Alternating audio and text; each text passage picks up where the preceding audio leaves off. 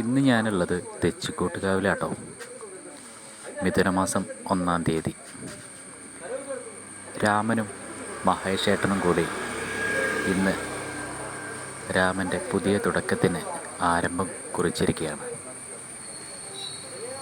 അതുവഴി പോയപ്പോൾ ഒന്ന് കയറാമെന്ന് വിചാരിച്ചാണ് ഞാൻ അവിടെ എത്തിയത്.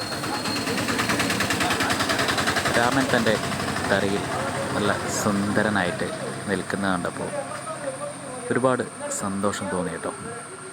എന്തായാലും ഈ ദിവസത്തിൽ രാമനെ കണ്ടപ്പോൾ എന്തോ വല്ലാത്തൊരു സന്തോഷമായിരുന്നു. രാമൻ്റെ മുഖത്തും ആ സന്തോഷം കാണുന്നത് പോലെ ഉണ്ടായിരുന്നു. എന്തായാലും രാമനും രാമേട്ടനും മഹേഷേട്ടനും നല്ലൊരു തുടക്കമാവട്ടെ ഇത്. രാമൻ്റെ വരും കാലങ്ങളിൽ നല്ലൊരു അനുഭൂതിയാവട്ടെ.